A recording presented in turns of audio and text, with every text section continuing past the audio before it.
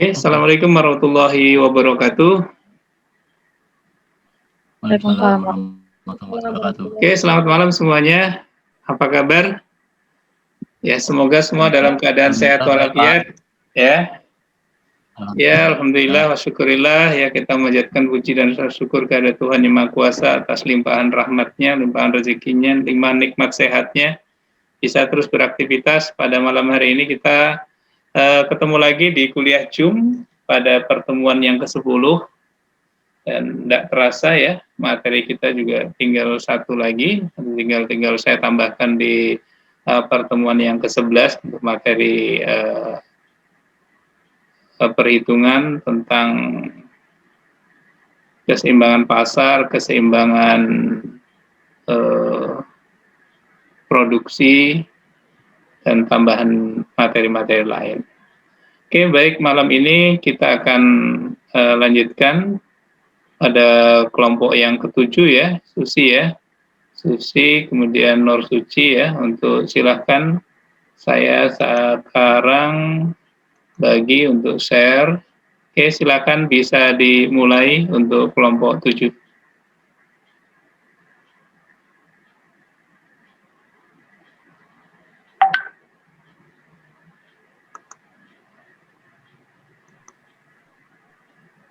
Ya, terima kasih pada Bapak Sunarto.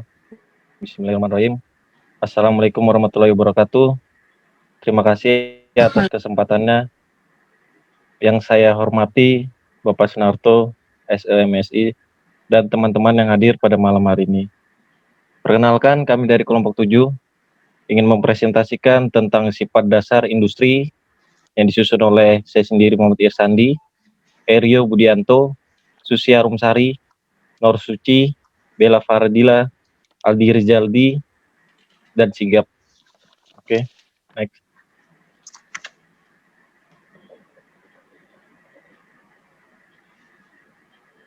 Baik, langsung saja. Sifat dasar industri.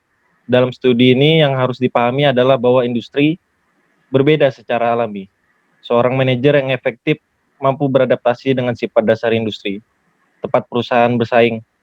Dengan berubahnya sifat dasar industri, berubah pula keputusan optimal seorang manajer.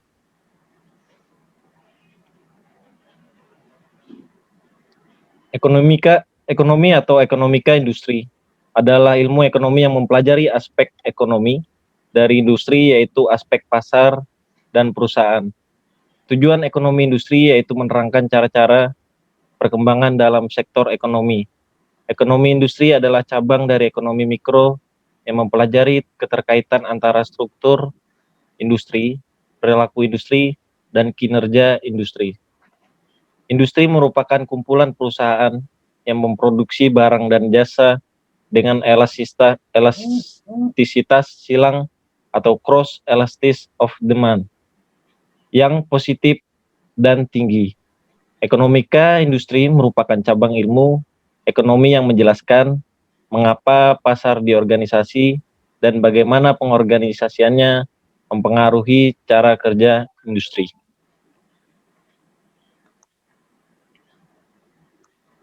Pengertian ekonomi industri menurut Kamus Besar Bahasa Indonesia, industri adalah kegiatan memproses atau mengolah barang dengan menggunakan sarana dan peralatan.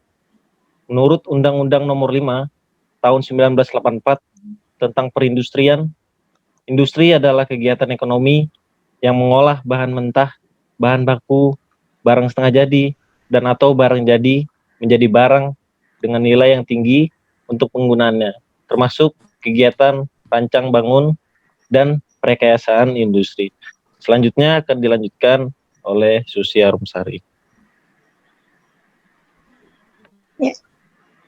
Adapun hal-hal penentu strategi dan sifat ekonomi industri, yang pertama, praktek-praktek struktur pasar yang semakin terkonsentrasi dalam kegiatan bisnis yang telah dikenal sejak lama. Praktek-praktek konsentrasi pasar ini cenderung mendorong terjadinya perilaku pelaku pasar yang menimbulkan berbagai kerugian bagi konsumen. Misalnya, dalam hal penetapan harga yang tinggi, dengan memahami ekonomika industri, konsumen dapat memahami fenomena yang terjadi di pasar dan menentukan strategi untuk meminimalkan resiko kerugian yang akan ditanggungnya akibat struktur dan perilaku pasar yang ada. Yang kedua, semakin tinggi konsentrasi industri, maka persaingan antar perusahaan akan semakin rendah dan seringkali muncul berbagai hambatan bagi pesaing untuk masuk ke dalam pasar. Hal ini akan semakin mengakibatkan terjadinya inefisiensi perekonomian. Dengan memahami ekonomika industri, kita dapat mengambil strategi maupun kebijakan-kebijakan yang tepat untuk mempengaruhi konsentrasi tersebut dalam rangka mendorong terwujudnya efisiensi perekonomian. Next.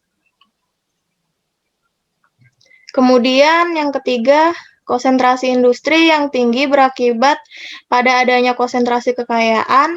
Hal ini selanjutnya dapat menghambat terwujudnya pemerataan pembangunan, baik dalam hal pemerataan pendapatan maupun pemerataan kesempatan kerja atau berusaha. Pemahaman tentang ekonomika industri sendiri akan memberikan landasan berpikir untuk menganalisis permasalahan dan membangun solusi untuk mengatasi permasalahan terkait pemerataan pembangunan tersebut. Kemudian yang keempat, kaitan struktur industri dengan penyelesaian masalah-masalah ekonomi terkait erat dengan intervensi pemerintah. Dalam hal ini, pemahaman mengenai ekonomi industri akan memberi landasan bagi kita untuk mengevaluasi efektivitas kebijakan pemerintah dalam menciptakan struktur industri yang mengoptimalkan benefit bagi perekonomian dan menganalisis kebijakan pemerintah apakah yang sekiranya tepat untuk diaplikasikan pada struktur industri yang ada. Yang terakhir, yang kelima, kajian-kajian tentang struktur perilaku, kinerja, dan industri tidak terlepas dari masalah-masalah ekonomi, yaitu ada yang diproduksi, bagaimana, dan untuk siapa saja barang dan jasa diproduksi. Dalam hal ini, pemahaman ekonomika industri akan memberi landasan bagi para pemangku kepentingan atau stakeholders dalam perekonomian, baik rumah tangga, produsen, pemerintah, untuk mengambil keputusannya secara tepat dalam mendukung terwujudnya tujuan ekonominya, khususnya dalam konteks ini adalah pencapaian kesejahteraan masing-masing pemangku kepentingan tersebut. Selanjutnya akan dilanjutkan oleh teman saya. Oke. Struktur Conduct Performance, SCP. Aliran ini mengemukakan adanya keterkaitan antara linear antara struktur pasar, perilaku pasar, dan kinerja perusahaan-perusahaan dalam pasar. Aliran ini berpendapat bahwa struktur pasar seperti pola konsentrasi penjual dan pembeli di pasar merupakan refleksi dari kondisi permintaan dan penawaran yang ada di pasar. Struktur pasar kemudian mengaruhi perilaku pasar seperti strategi untuk berkolusi, strategi harga, strategi periklanan, dan sebagainya. Perilaku pasar ini selanjutnya akan menentukan kinerja perusahaan yang ada di dalam pasar.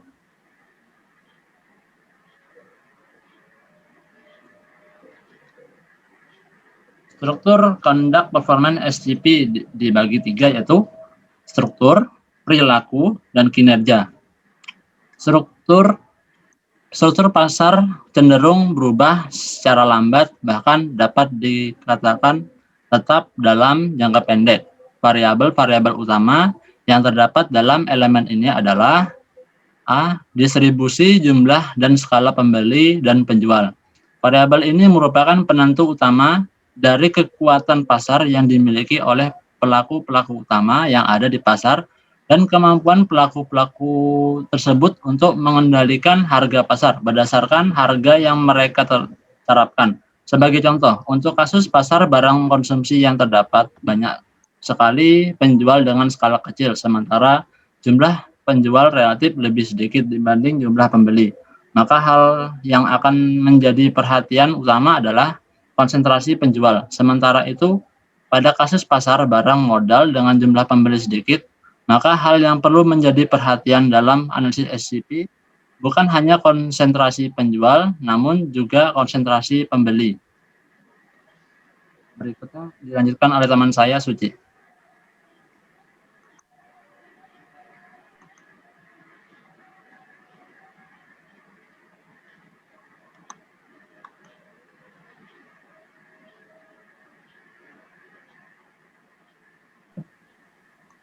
Hambatan pasar.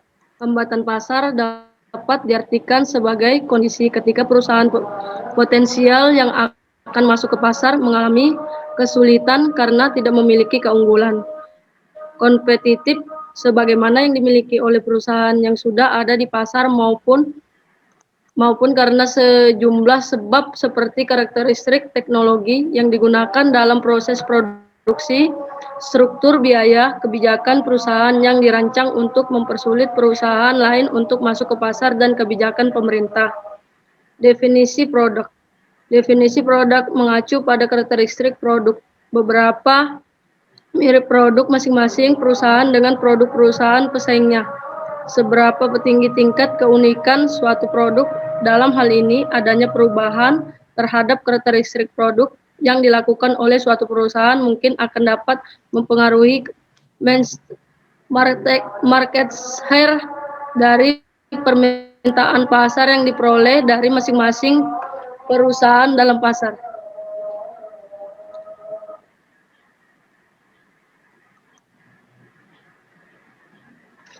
D. Integrasi vertikal dan diversifikasi.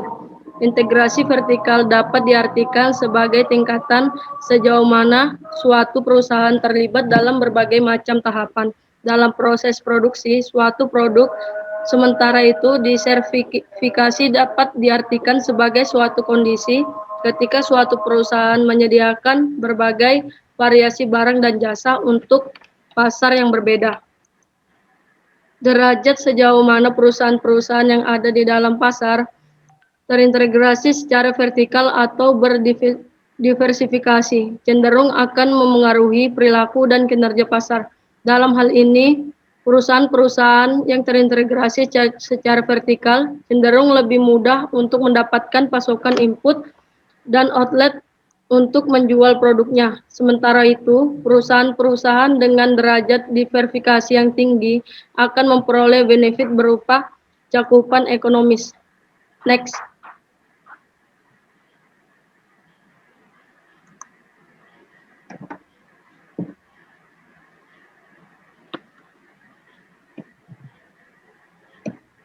Selanjutnya dilanjutkan oleh teman kelompok saya. Ya, terima kasih. Di sini saya akan melanjutkan pembahasannya. Ini kita di perilaku. Tujuan bisnis. Tujuan bisnis dari suatu perusahaan seringkali ditentukan oleh karakteristik struktural dari suatu industri, khususnya distribusi skala perusahaan. Meskipun demikian, dalam analisis teori yang umumnya menjadi acuan terkait penentuan tujuan perusahaan adalah teori neoklasik. Teori neoklasik hanya mengasumsikan maksimalisasi keuntungan atau profit sebagai tujuan bisnis perusahaan. Sementara itu, sejumlah teori lain seperti teori manajerial menyatakan sejumlah tujuan lain dari bisnis perusahaan yang tidak berorientasi pada maksimalisasi profit, namun lebih berorientasi pada maksimalisasi penjualan atau maksimalisasi utilitas manajer. B. Kebijakan harga. Kemampuan suatu perusahaan untuk menentukan harga produk sangat ditentukan oleh karakteristik struktur industri yang melingkupi perusahaan tersebut. Kebijakan harga yang dapat diterapkan oleh perusahaan antara lain cost plus pricing, marginal cost pricing, entry deterring pricing, predatory pricing, price leadership, and price discrimination. Bagi pelaku pasar dalam struktur pasar oligopoli atau yang biasa disebut oligopolis, Persaingan harga secara terbuka seringkali dihindari karena dapat memicu perang harga yang merugikan para oligopolis dalam pasar. Next. C. Desain produk, periklanan, dan pemasaran. Karakteristik dari suatu produk perusahaan mempengaruhi kompetisi non-harga yang terjadi pada proses desain, periklanan, dan pemasaran produk antar perusahaan. Oleh karena itu, proses diferensiasi produk menjadi penting. Diferensiasi produk tidak hanya merupakan elemen struktural yang bersifat given, namun bisa juga merupakan elemen perilaku, khususnya dilihat dari perannya sebagai strategi perusahaan. D. Penelitian dan pengembangan. Seperti strategi periklanan dan pemasaran, strategi penelitian dan pengembangan juga menjadi motor persaingan non-harga antara perusahaan yang ada di pasar. Cakupan efektivitas dan derajat penyebaran, sejauh mana ide atau penemuan baru diadopsi oleh perusahaan selain penemunya, serta penelitian dan pengembangan merupakan penentu utama dari kemajuan teknologi. Next. Kolusi. Kolusi merupakan suatu strategi yang digunakan oleh perusahaan yang menghindari kompetisi, baik harga maupun non-harga. Dalam hal ini perusahaan-perusahaan yang ada di pasar seringkali bekerja sama untuk mencapai kesepakatan bersama terkait harga, level output yang diproduksi, aktivitas periklanan atau penentuan anggaran untuk penelitian dan pengembangan. F. Merger. Merger dapat dibagi menjadi dua, yaitu merger horizontal dan merger vertikal. Merger horizontal terjadi antara perusahaan yang memproduksi barang yang serupa, sementara merger vertikal terjadi antara perusahaan yang aktivitas produksinya saling terkait. Merger horizontal berpengaruh secara langsung terhadap konsentrasi produsen atau penjual dalam pasar. Sementara itu, merger vertikal berpengaruh langsung terhadap derajat integrasi vertikal. Next. Kinerja. A. Profitabilitas. Teori neoklasik yang digunakan dalam pendekatan SCP mengasumsikan bahwa profit yang tinggi di atas normal hanya dapat terjadi pada perusahaan yang memiliki dan memanfaatkan kekuatan pasarnya untuk mengendalikan harga dan kuantitas produk yang diproduksi atau dijualnya.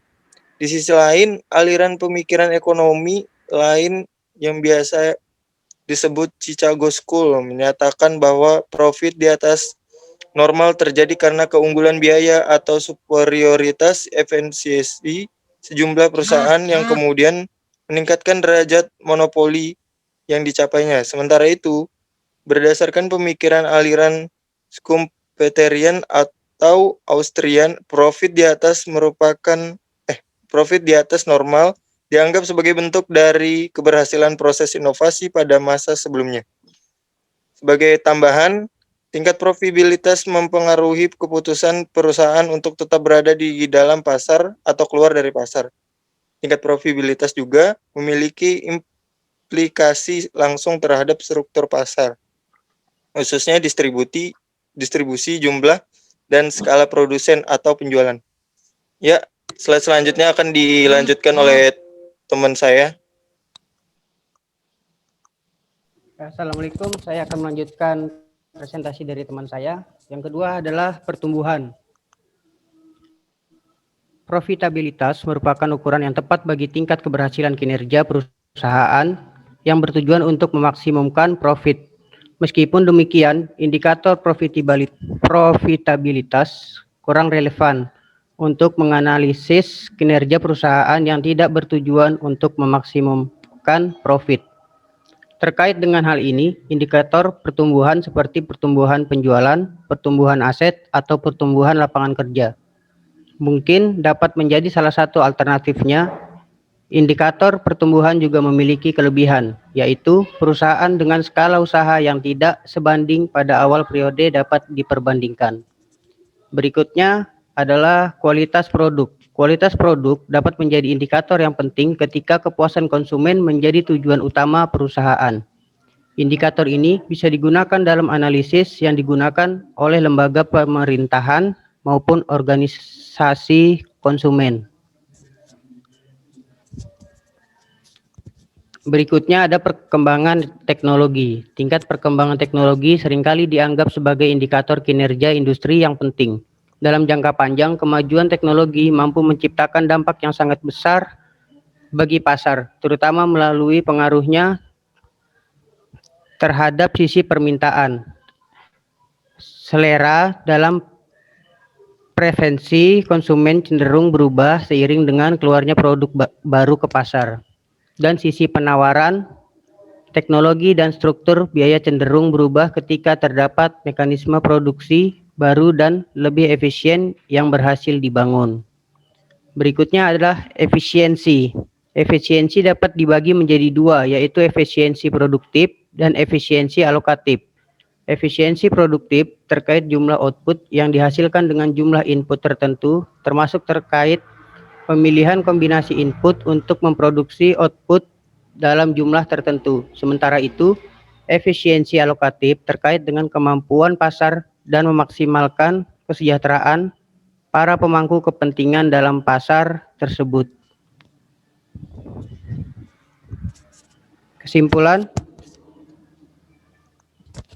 Kesimpulannya adalah ekonomi industri adalah sebuah cabang ilmu ekonomi yang membahas masalah-masalah ekonomi yang terkait dengan perusahaan dan industri, serta keterkaitan antara perusahaan industri dan masyarakat. Ruang lingkup kajian ekonomi industri mencangkup faktor-faktor yang mempengaruhi struktur, perilaku, kinerja perusahaan dan industri. Hubungan yang terjadi antara struktur, perilaku kinerja perusahaan, serta hubungan antara industri dengan masyarakat.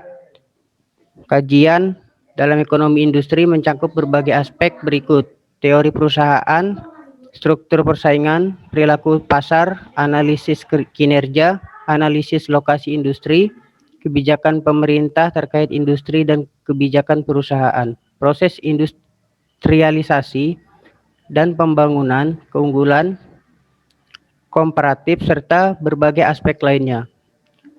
Kerangka pikir dasar ekonomi industri mengacu pada pendekatan struktur, perilaku, dan kinerja pasar. Ekonomi industri mengacu pasar pendekatan SCP yang menyatakan bahwa struktur pasar cenderung mempengaruhi perilaku pelaku pasar dan selanjutnya mempengaruhi kinerja pasar. Meskipun demikian, seiring dengan perkembangan ekonomi industri, hubungan yang terjadi antara struktur, perilaku, dan kinerja pasar diketahui cenderung menjadi semakin kompleks karena hubungan antar elemen yang mungkin terjadi bukan hanya hubungan secara searah dan linier. Oke. Itu tadi presentasi dari kami. Baik, apabila ada yang ingin dipertanyakan, untuk 3 pertanyaan kami persilahkan. Halo, selamat malam. Ya, malam, Thomas. Malam. Yuk, ini aku ada pertanyaan sih. Yang mau kutanyakan tadi tentang maksimalisasi profit di masa neoklasik dengan utilitas manager. Saya mau nanya tentang pada kondisi perusahaan ketika, kalau yang saya pahami kan utilitas manager itu tentang tingkat kepuasan dari konsumen, kemudian maksimalisasi profit itu mungkin memaksimalkan keuntungan yang sesuai dengan tujuan awal perusahaan. Bisa nggak sih dengan menggunakan konsep utilitas manager, sebuah perusahaan juga bisa tetap memaksimalkan profit yang mereka dapatkan?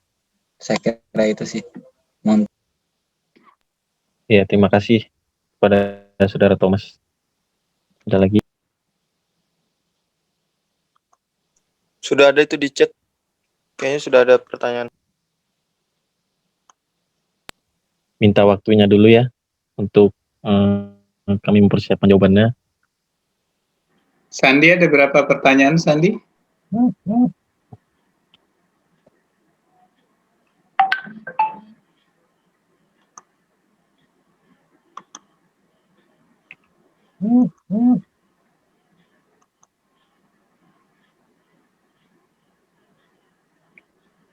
Tiga dulu aja, Pak.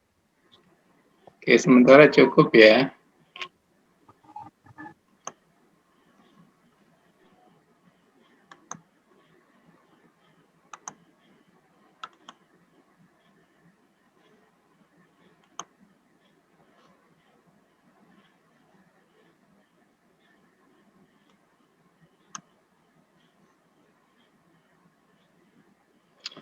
Sandi, materinya di-share di grup, Sandi, biar temennya juga bisa dapat materinya. Siapa? Baik, silahkan kelompok 7 untuk mempersiapkan jawaban dari pertanyaan teman-temannya. Silakan didiskusikan dan siapa nanti yang akan menjawab, ya.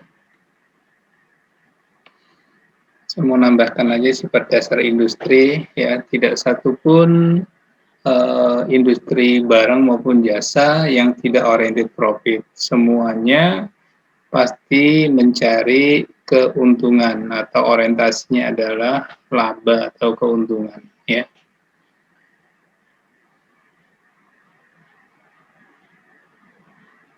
Kalau dikatakan perusahaan itu biasanya didirikan perusahaan itu pasti tujuannya adalah untuk mencari keuntungan. Keuntungan yang seperti apa? Ya, sebenarnya keuntungan yang memberi kemakmuran kepada pemilik perusahaan, ya, terutama komisaris atau CEO, ya, atau pemiliknya, ya. Nah, di dalamnya itu ada struktur organisasi, tentunya di level paling atas sampai paling bawah, dari presiden direktur maupun sampai nanti karyawan atau staf biasa.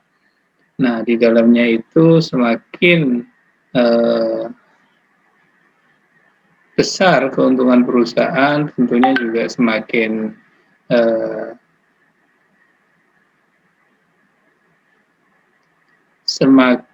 besar keuntungan perusahaan, maka selain pemilik atau komisaris atau CEO tadi makmur, tentunya karyawan yang ada di dalamnya juga akan mendapatkan kompensasi atau mendapatkan imbalan dari hasil kerjanya.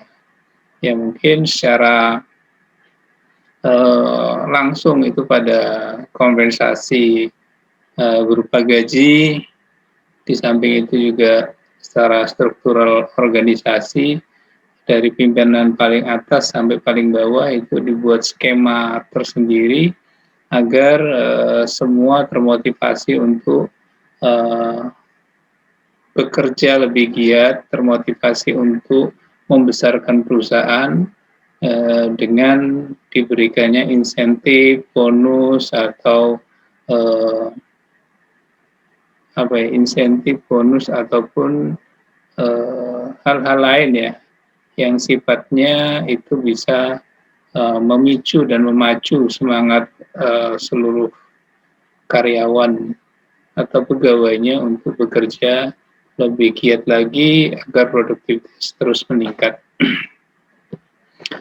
Nah, kalau di dalam struktur pasar atau market structure itu menunjuk juga pada faktor-faktor seperti jumlah perusahaan yang bersaing dalam satu pasar, ya.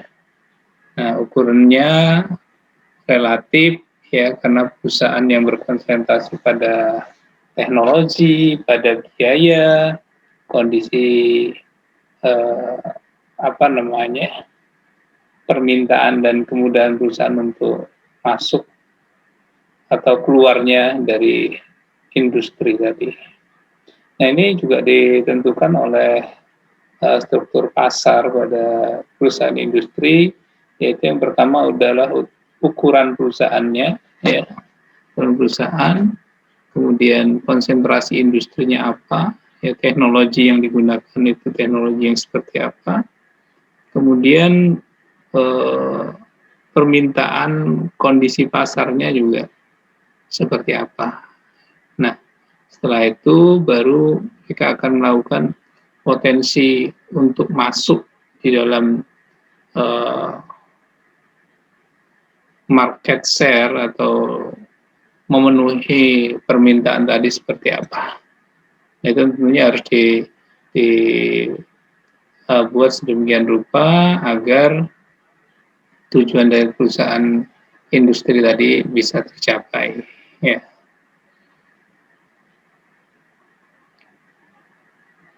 Nah, ketika satu perusahaan industri itu dibentuk oleh sejumlah perusahaan, ya, yang masing-masing berukuran sangat kecil dan rasio konsentrasinya juga kecil, nah maka juga akan mengeluarkan satu industri dan rasio yang dikeluarkan juga kecil.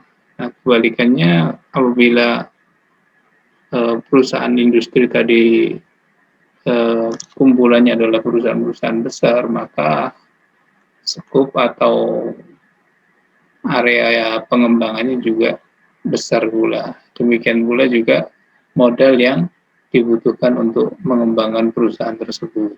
Ya.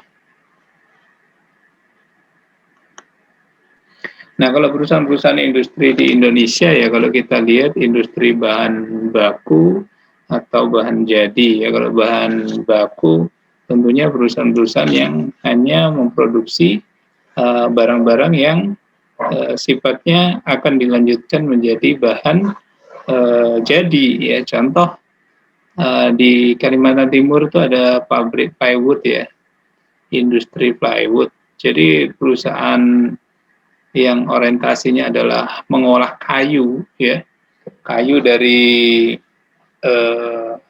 ulu mahakam, ya kalau kita lihat, ya dikumpulkan kemudian mereka olah menjadi plywood, ya, atau menjadi papan yang siap untuk diekspor atau digunakan di dalam negeri. Nah, ini tentunya perusahaan yang orientasinya adalah industri bahan baku. Kalau industri bahan jadi, ya dari kayu diolah menjadi plywood, nah ini dikirim ke perusahaan-perusahaan yang furniture, ya, seperti yang membuat meja, kursi, lemari. Nah, itu dari baku menjadi jadi. Nah, dari baku menjadi jadi. Nah, dilanjutkan lagi, apakah perusahaan yang mengolah dari bahan baku tadi menjadi barang jadi itu sudah selesai? Tentunya belum, ya.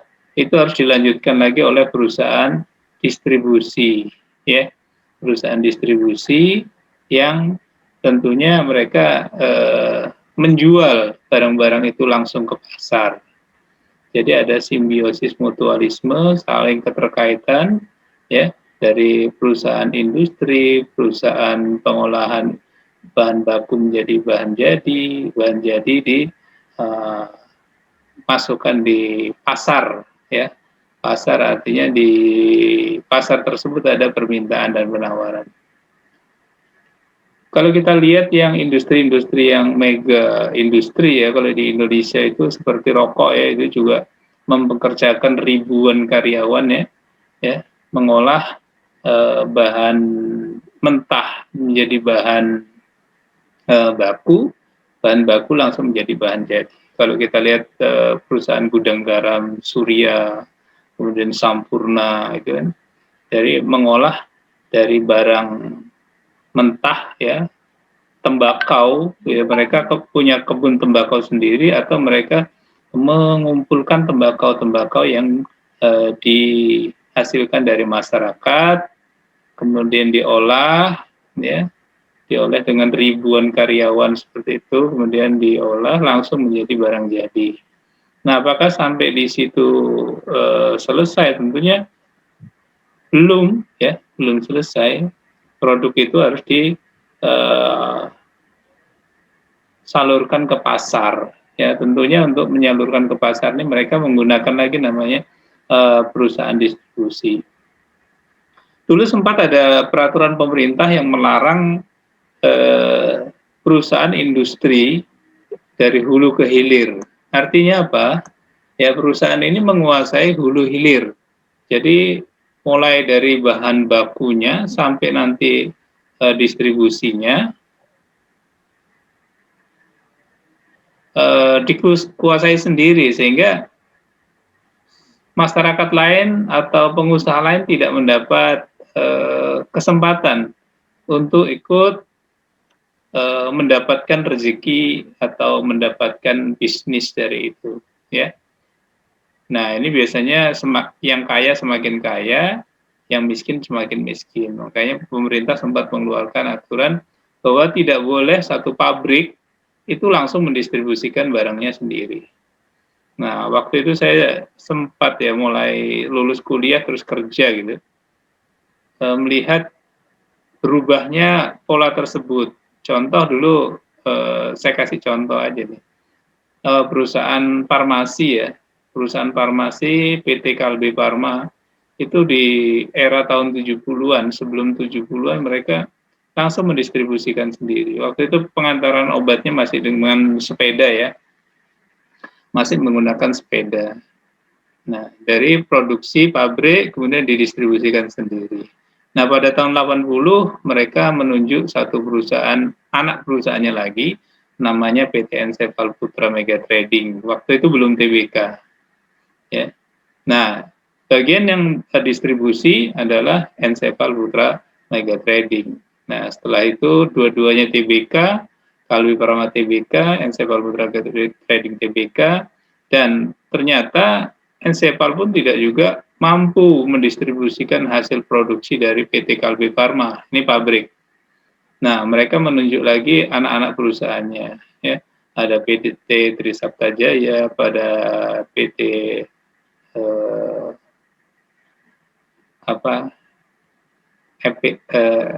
EPM ya, perusahaan yang alat kesehatan. Jadi sampai nanti juga mereka membuka usaha-usaha yang kecil seperti apotiknya. Kemudian sekarang kalau Anda terlibat di dalam distribusi farmasi, mereka sudah mengembangkan jaring dengan EMOS ya, dengan home delivery, dengan Calcare ya.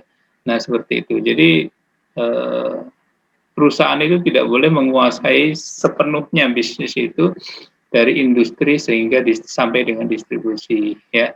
Ada aturan. Jadi di dalam perusahaan itu tentunya banyak juga yang mengambil kehidupan di apa namanya, di profit tadi ya. Namanya berbagi margin ya, berbagi margin. Contoh seperti Unilever ya. Unilever itu perusahaan distribusinya apa namanya? Ada yang kerja di perusahaan Unilever?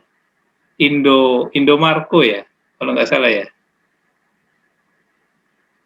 Nah, seperti itu. Jadi ada pabrik, ada distribusi. Nah, setelah distribusi itu juga masih ada pengembangan-pengembangan yang lain. Oke, mungkin dari saya itu sementara penambahannya. Silahkan saya kembalikan untuk kelompoknya, kelompok 7 ya, Muhammad Irsandi, sebagai moderator, silahkan dilanjut. Ya, terima kasih Pak. Kami tadi, ini Ramadhani tadi bertanya ya, apakah persaingan sempurna bisa menjadi rujukan untuk menilai kinerja pasar? Baik, langsung saja untuk yang mau menjawab tadi si Erio, teman saya persilahkan. Oke, di sini pertanyaannya kan ya, apakah persaingan sempurna bisa menjadi rujukan untuk menilai kinerja pasar? Kalau menurut saya sih bisa ya.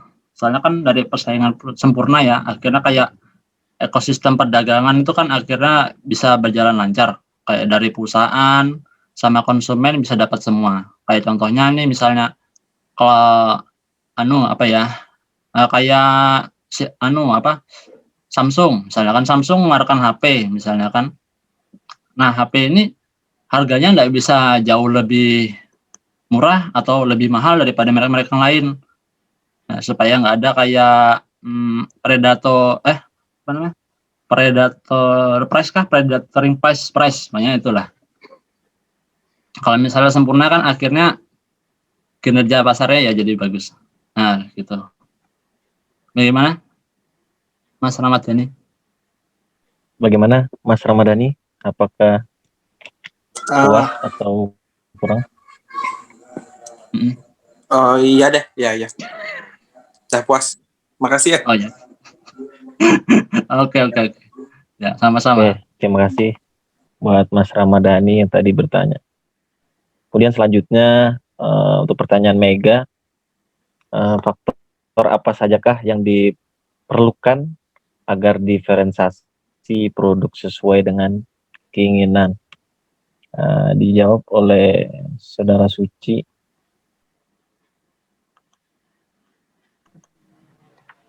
Pertanyaan dari Saudara Mega tentang faktor apa saja yang diperlukan agar diferensiasi produk sesuai dengan keinginan konsumen. Sepengetahuan saya, 1, tidak mudah ditiru pesaing, 2, sesuai kepentingan konsumen, 3, memiliki keunggulan tersendiri, 4, harga terjangkau, 5, menguntungkan perusahaan. Pak Mega, apakah bisa diterima? Bagaimana Mas Mega? Bisa. Terima kasih. Oke, terima kasih atas pertanyaannya. Selanjutnya pertanyaan dari Bang Thomas. Bisa nggak perusahaan menggunakan dua konsep industri seperti memaksimalkan ya profit dan utilitas manajer secara bersamaan? Ini dijawab oleh teman saya, Saudari Aldi. Silakan. Ya, terima kasih. Di sini saya akan menjawab pertanyaan dari Mas Thomas ya. Pertanyaannya tadi, bisakah perusahaan menggunakan dua konsep industri seperti memaksimalisasi profit dan utilitas manajer secara bersamaan? Menurut kami tadi dengan diskusi kami, memaksimalkan profit dengan menggabungkan dengan utility manager itu sangat bisa, Mas. Utilitas manager itu sangat bisa karena dari arti utility manager aja tadi bisa diartikan dengan tingkat kepuasan yang diperoleh oleh konsumen karena dia menggunakan produk kita. Dari situ aja kita sudah bisa melihat kalau suksesnya utility itu mempengaruhi profit dari perusahaan. Karena dengan adanya tingkat kepuasan dari konsumen itu juga mendorong penjualan serta profit perusahaan. Itu sih. Ada yang gimana Mas Thomas jawabannya? Ada yang kurang? Bagaimana Bang Thomas? Makasih Bapak Aldi. Ya, Sangat aman aja lo. ya, aman Bos. Oke, siap. Thank you ya. Terima kasih. Ya. Pak, saya beda Pak pendapat saya dengan Aldi. Izin Ya, silakan. Izin moderator. Bagaimana Mas Jeremy? Kalau menurut saya sendiri ya, mungkin nanti mungkin bisa dijelaskan sama Pak Senator sendiri. Kalau menurut saya kemungkinannya itu tidak bisa disatukan kalau menurut saya. Karena utilitas itu ada perbedaan antara kepemilikan dengan kepemilikan dengan kendali. Soal manajerial itu tentang kepemilikan itu kan itu di luar kendali. Kalau utilitas itu soal gaji itu urusan utilitas. Tapi kalau soal manajerial tentang ini itu manajerial tentang normalisasi profit itu tidak bisa disatukan karena ada perbedaan kendali dengan kepemilikan di sana. Saya kira itu aja. Terima kasih. Mohon maaf Jar, tadi ada salah kata Jar. Maksimalisasi profit Jar. Takutnya nanti salah paham. Maksimalisasi profit ya. Ya, maksimal. Mohon maaf Mas Jeremy, tadi pertanyaannya menggunakan dua konsep industri memaksimalkan profit dan utilitas manajer secara bersama.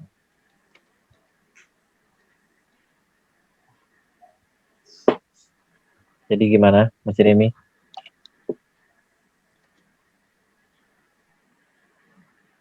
Oke, silakan. Oke, terima kasih.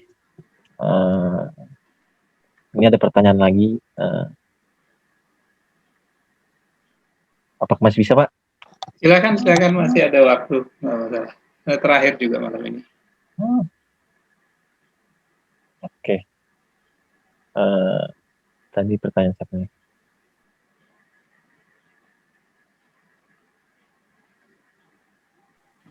Isi, saya mau jawab pertanyaan dari Kori. Ya, ini kan Bang dibilang, Erio. ini bagaimana strategi menghadapi hambatan pasar ekonomi industri di era COVID-19. Kalau strategi itu sebenarnya apa ya, kayak yang penting kita memenuhi protokol aja sih sebenarnya. Kayak misalnya kita membuka kayak layanan online gitu yang awalnya kita selalu retail, nah, sama kita bayar menggunakan e-money gitu. Jadi ya seperti itu aja sebenarnya strategi-strateginya merubahnya. Ada yang bertanyakan lagi, Kori? Bagaimana Mbak Kori jawabannya? Ada, kalau ada yang kurang. Iya, bisa. Oke. Oke, makasih.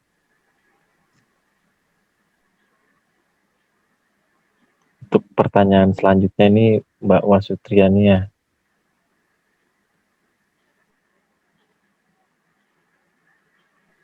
Ini dari pertanyaan yang ini maksudnya dia tuh contoh struktur itu maksudnya apa ya? Contoh perusahaannya kah yang menggunakan SCP? Mohon maaf, Eryo, itu ada salah ketik tadi, maksudnya itu industrinya bukan struktur. Oh, perusahaan berarti ya yang pakai sistem SCP ini ya? Iya. Oh ya. Kalau misalnya contoh perusahaan sih sebenarnya ada banyak. Sebenarnya semua perusahaan itu dia pasti punya sistem SCP sendiri. Cuma dia strateginya berbeda-beda. Sesuai dari kondisi pasar, permintaan, sama persediaan. Itu aja sih sebenarnya, Tri. Ada lagi yang mau tanya, Tri? Halo, Erio. Oh, bagaimana Mbak Wasutriani? Iya, Mas. Bang Thomas. Bentar dulu ya. Halo. Siap. Untuk Mbak Wasutriani, bagaimana jawabannya? Ya.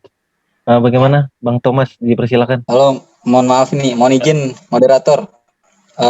Kembali ke pertanyaan Kori tadi, itu kan kita kalau ngeliat industri juga bukan, kita juga harus ngelihat skalanya juga. Ada industri yang berskala besar, ada industri berskala kecil juga.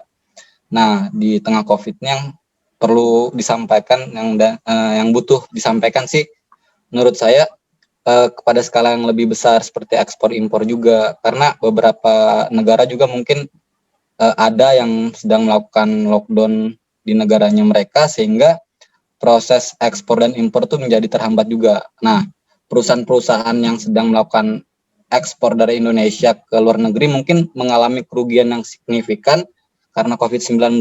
Nah, yang saya ingin tanyakan, untuk skala yang sebesar itu kira-kira perusahaan-perusahaan harusnya mengambil langkah-langkah seperti apa begitu? Terima kasih.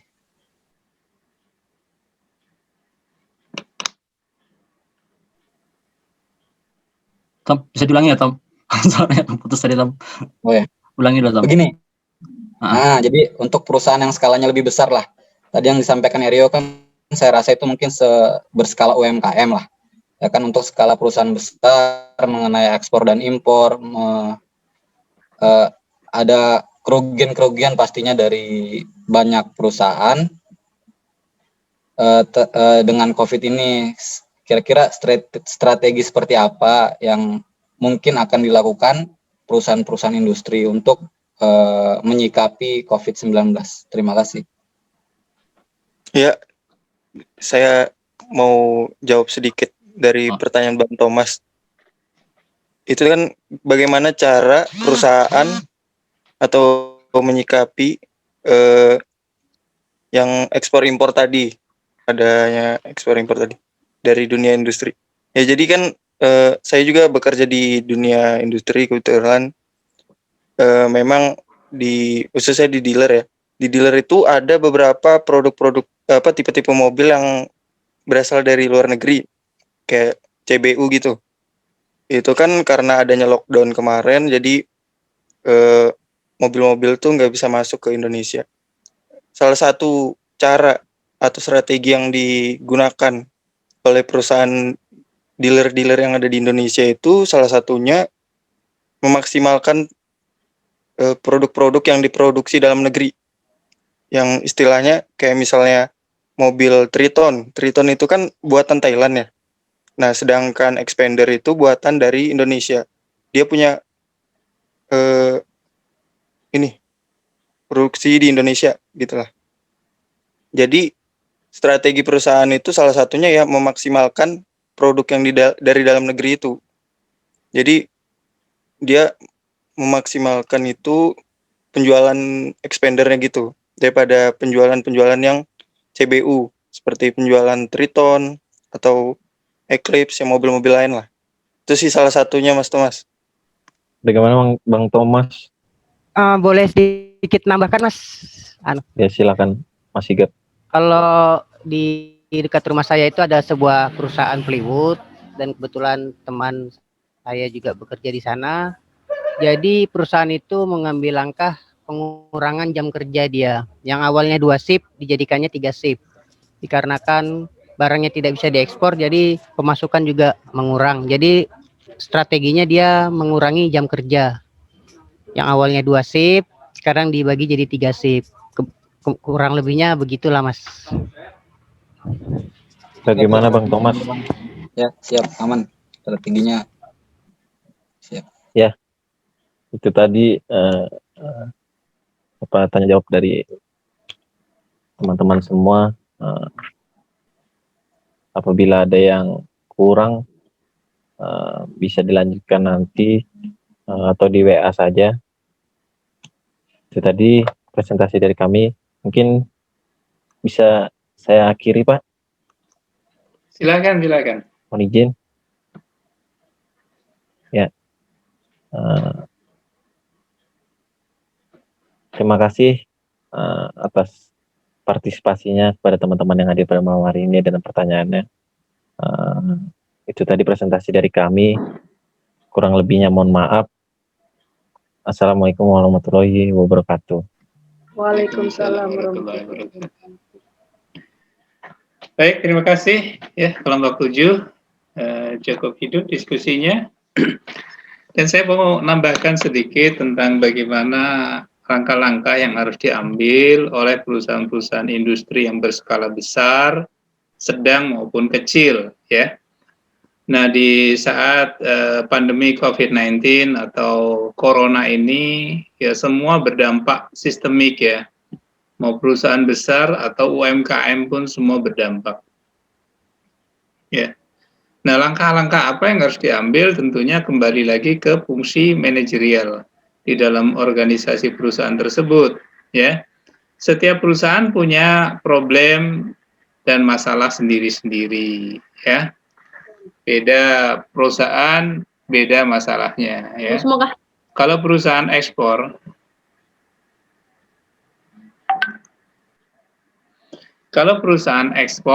lihat dulu barang yang diekspor apa, ya kan? Kalau barang-barang yang diekspor itu atau barang-barang yang diimpor itu betul-betul ketergantungan, ya, antara Indonesia dan luar negeri atau luar negeri ke Indonesia, yang seperti yang disampaikan oleh Aldi tadi ya. Nah, memang ada plus minus ya. Perusahaan-perusahaan asing itu di Indonesia tidak punya pabrik ya. Sebagian besar tidak memiliki pabrik. Tetapi kalau sudah memiliki pabrik seperti Toyota atau Astra Group ya, ataupun tadi Mitsubishi itu ada di Cikarang sana pabriknya. Mereka sudah membangun pabrik dan juga bisa menghasilkan suku cadang sendiri dan tenaga teknisnya tersedia. Itu ya mudah aja mengambil satu kebijakan atau satu keputusan manajerial ya. Ya sudah, kalau kendala dengan impor, ya saat ini karena lockdown di beberapa negara, khususnya di Eropa maupun di Asia, tidak bisa mendistribusikan barang itu, ya memanfaatkan barang yang ada di dalam negeri. Ya contohnya produk-produk unggulan juga yang mereka bisa jual. Tetapi kendala yang pasti terjadi adalah di fungsi manajemen apabila produk itu betul-betul dikirim dari Indonesia ke luar negeri atau dari luar negeri murni dikirim ke Indonesia. Jadi problemnya adalah karena tidak bisa melakukan ekspor maupun melakukan impor, tentunya problem, ya. Tidak ada pemasukan keuntungan, ya karena terhenti, ya, penjualan terhenti.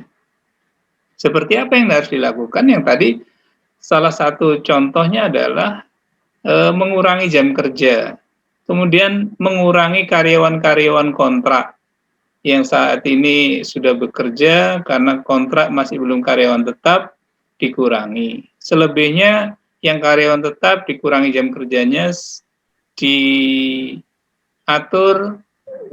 jam masuk pakai jam masuk, ya. Kalau di Jakarta itu ada yang jam 8 sampai jam 11, jam 11 sampai jam 4 sore kan, atau sampai jam 3 sore.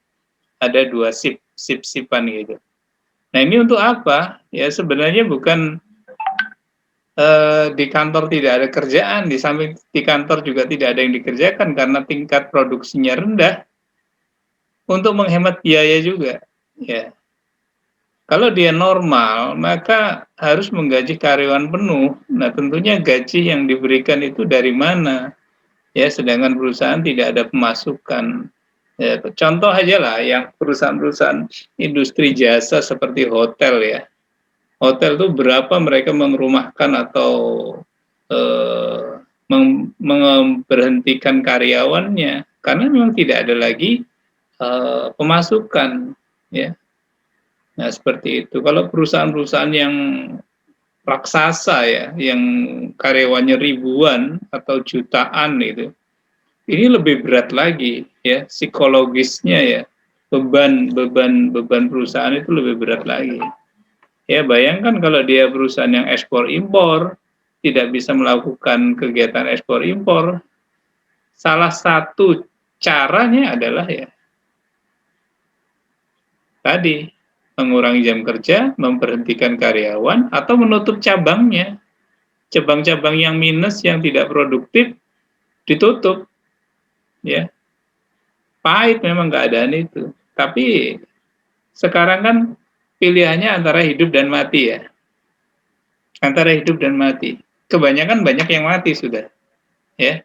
Mungkin teman-teman yang bekerja di perusahaan-perusahaan itu betapa beratnya perusahaan mengalami suatu kondisi yang sangat sulit saat ini, ya. Itu. Jadi fungsi manajemen, kalau kita disuruh bagaimana pendapatnya, ya ini agak susah, ya Mas Thomas, ya. Karena manajemen dari perusahaan itu punya problem masing-masing. Ya, tentunya harus dihitung juga, ya, berapa keuntungannya didapat, berapa produksi yang dihasilkan, terus yang saat ini masih bisa berjalan, terus berapa keuntungan yang didapat, terus berapa beban biaya yang harus dikeluarkan. Nah itu setiap perusahaan pasti beda, ya, masalahnya berbeda. Tapi secara general hampir sama, ya. Semakin sedikit keuntungan, maka semakin berat beban operasional perusahaan, ya. Karena ada fixed cost, variable cost, ya. Fixed cost ini tidak bisa dihindari, ya. Biaya tetap ini tidak bisa dihindari. Ya, yang bisa dikurangin itu kan variable cost, ya.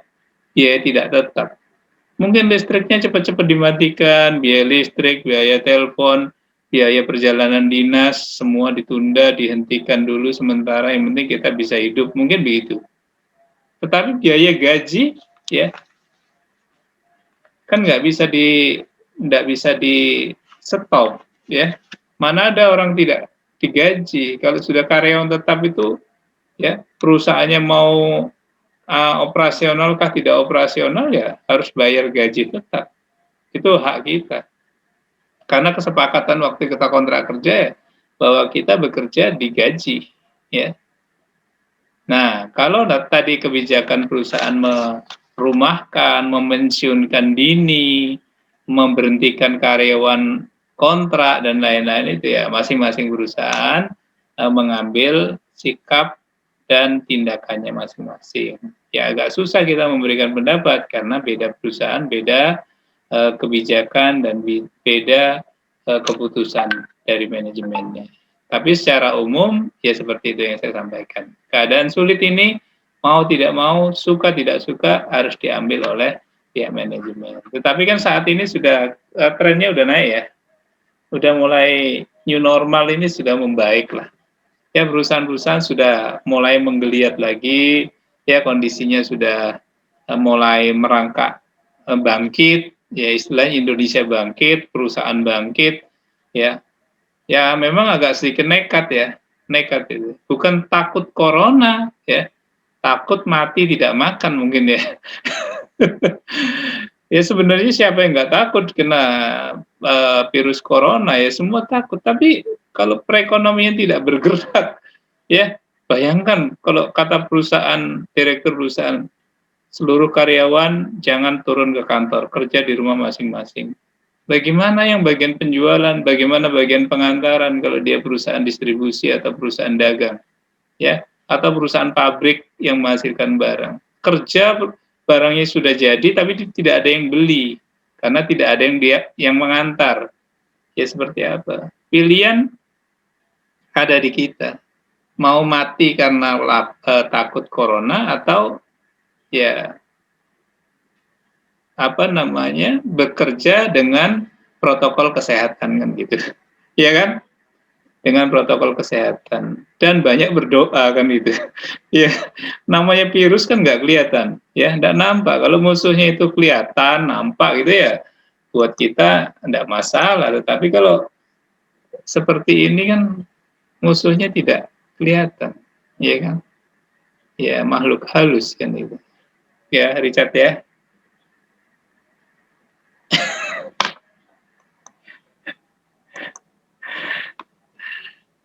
Oke, saya rasa cukup ya. Saya mau absen dulu ya.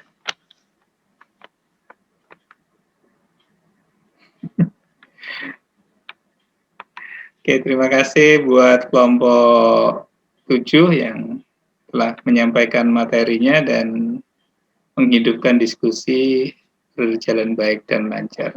Oke, kita sekarang lanjut absensi.